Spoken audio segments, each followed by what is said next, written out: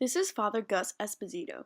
He was invited in 1990 to be a professor of Spanish at St. Charles and has recently accepted the position of interim vice director for School of Theology.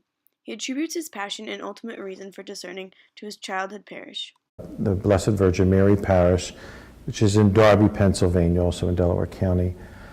The parish was a very close-knit family, and we were very fortunate to have the Sisters Servants of the Immaculate Heart of Mary, IHM sisters, that encouraged us a great deal to be involved in our parish, to know our faith, to put our faith into practice, and they were very good at it. Father Esposito also mentions how his high school led him to the Augustinians that preach the idea that church is family. It was from an early age being involved as an altar server, little projects to help the church, to help the priests in the rectory, the community, and things like that. So it was a very good experience. With all this exposure to the church, Father Esposito realized towards the end of his junior year in high school that becoming a priest was something he wanted to do. However, he acknowledged the fact that it was not an easy decision for him to make, and the idea was always on his mind. I had a few considerations that were troubling me, like the what-ifs in the event that I should make this commitment. One was my family. Came from a very close-knit and loving family, so that was a real concern because to put it bluntly, I didn't want to be far from my family. So that was one thing. The other thing, believe it or not, is academics. I didn't terribly enjoy school very much. I liked it. I liked the companions, the classmates, the teachers, but I would have to work very hard to get very good grades.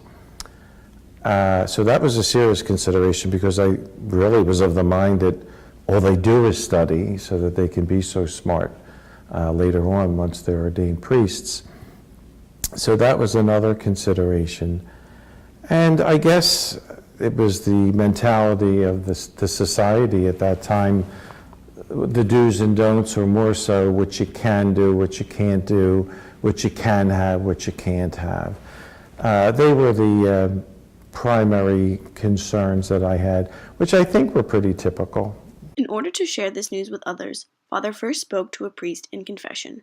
The few times that I mentioned it in confession, they were very, very, very consoling, very understanding. I didn't give them credit at that time for having known what I was going through because they went through it in their own lives.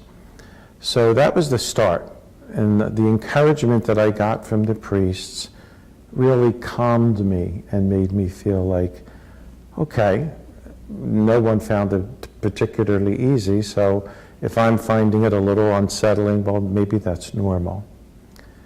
And then as time went on, I just faced the challenges as they came, and years later, after I was ordained, I realized that there wasn't much to fear. There really wasn't. Somehow or another, God takes care of it. He sends people and experiences into your life that make things work out for the best. He stresses that if an individual is considering the priesthood, that they must acknowledge the fact that there will be obstacles, difficulties, and doubts. Instead of letting these challenges get to you, one must trust in God, remember to pray, and practice their faith.